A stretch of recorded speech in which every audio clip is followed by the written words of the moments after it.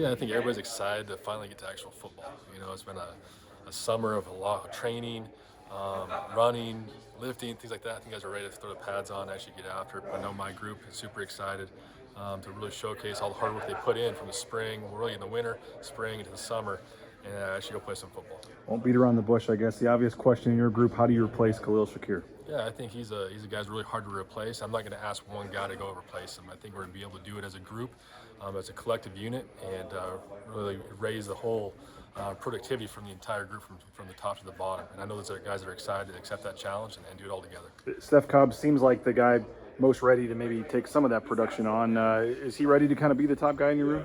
I think Steph Cobb's had a great spring, great summer. Billy Bones is doing a really good job. Davis Cutter, Latrell Caples, Austin Bolt, and just to name a few. There's a whole bunch of guys in that room have really elevated their game and have seen a window of opportunity come before them with Shaq leaving for the NFL. With Steph, I know he was playing injured at times last year, but obviously when the ball's in his hands, he showed he could do some things. We saw with the punt return, obviously. What is it about him that why he skill set wise he might be ready to kind of take on some of that load? Yeah, I think mentality wise he's ready. You know, I think even last year he learned a lot with how to take care of his body and how to really I guess avoid some of those injuries that would cost him some time. And he's really put the time and effort into developing his body so he can make the long run this season. The thing that impresses me most about Steph is just his preparation level. He really truly cares. He wants to be the best possible player he can be, and it starts in the classroom and then goes out to the grass. What about with Davis Cutter? We keep hearing about his leadership and not having his dad around. I know him probably helps, but just in general, why he only had 14, 15 catches last year, but a lot of people assume he's going to have a huge jump. Why is he ready to maybe become more of an impact guy this year? Yeah, super proud of Davis in terms of his leadership role he took with that group. He really took that starting in the winter and has carried it over through the entire summer. And it's awesome for me as a coach having a guy with such a football background. He's a coach on the field, and I think that's where people are excited about his, anticipation of the season he's going to have is because of the work he's put into it, the way he operates day in, day out, and I think he's going to reap all the benefits of all the hard work he's put into this thing. Austin Bolt, fans been waiting a couple years to kind of finally have his chances. It seems like this might finally be the year. What have you seen from him since he made the switch to receiver? Yeah, I'm excited for Austin just because he's been bouncing around the last couple of years, and it's been his first full season in one position or full offseason in a position, and he's really grown with a lot of the fundamentals and techniques that's going to make him a deadly weapon at receiver. There's a lot of things he really excels at, and there's still things he needs to improve upon. But I think the time is right for him to go really blow on the stage and make some plays for the Broncos. I think he's the fastest player on the team, but do you guys just see him as that deep threat? Or we saw in the spring game he caught a couple over the middle. Can he be an all-around receiver? Yeah, definitely. I think with Austin, just the more time he spends playing the position, gets those reps playing that position, and the time he devotes in the weight room and in the film room, developing his body to play the position, I think is going to be huge for him. And he's done that thus far. And I'm excited to see his growth through fall camp. The next two guys that would see him are Billy and Latrell, and we saw them at glimpses last year. Maybe just touch on those two guys and if they're how they factor into all this. Yeah, same thing. I think both those guys have that chip on their shoulder where they have something to prove, and it's shown in how they've worked every single day this summer and even through the off season. And those guys are really excited to showcase their abilities because they are confident young men.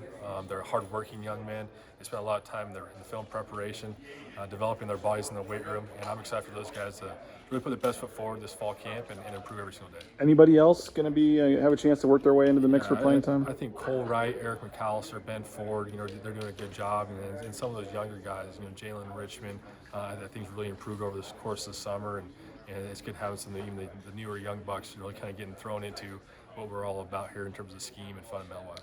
You mentioned at the beginning, but how eager are these guys to kind of prove that Shaq wasn't the only receiver in the room last year? Yeah, they're a competitive group, very tight-knit group. And I think they're really excited to showcase all the hard work they put into it. But they're also not one of those guys who are going to really boast all their work. They work in silence. They work together in silence, which I think is an awesome trait for those guys to have. And they just have that chip on their shoulder. They want to go prove it. I'm excited to see those guys go compete. I'm sure you wish you had Shaq back, but we were talking to Plow earlier, and he said he kind of likes it where there's not one guy that the quarterback's just assuming he's going to give the ball to every time. From a receiver room, knowing that there might be on any given play that the first look isn't always going to be to Shaq, force it to Shaq. What does that do to the competition and I guess the excitement level where 3, 4, 5 guys could think they could get 20, 30, 40 catches this year? Yeah, I think the best part about that group is that there is so much competition, and they're all good friends and they're tight knit, like we were talking about earlier. And so every single day is going to be a battle within the group. If you don't make plays, there's going to be else chasing your heels to go make those plays. And at the end of the day, it's going to make us better as a group. And so I think it's going to be awesome for our offense because it is not just one guy, it's not just two guys. It's going to be a group of guys collectively, every single play, every single period, every single game, they can go out there and make plays. And I think we're going to be able to spread the ball around a little bit easier and move guys around a little bit easier and put guys in different spots to go be successful.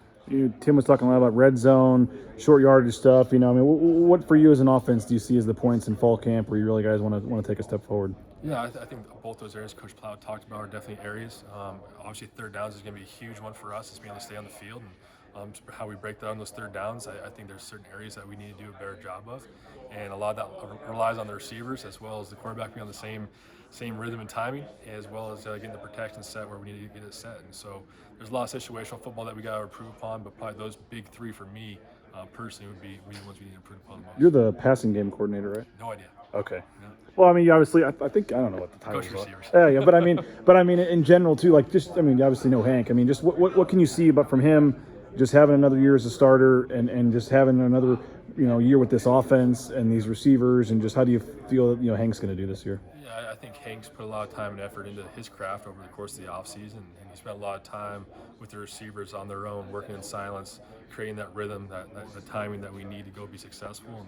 And you saw the command he had through a season and a whole year of being in this offense. He just feels more comfortable, more confident, as well as we got guys behind him who are really pushing him to be his best, which I think is going to be best, better for everybody. It's like healthy competition. Yeah, I guess final thing, what is like these last 24, 48 hours like for players, for coaches, just knowing, it's already here, but once Wednesday morning hits, I mean, it's a 4 or 5 month daily grind. What's kind of the last, do you get one more movie with your wife or one more time, using the smoker or what is it, just knowing what the grind that's ahead? I know it's what you guys live for is these 4 or 5 months, but what's the anticipation like for starting another season here?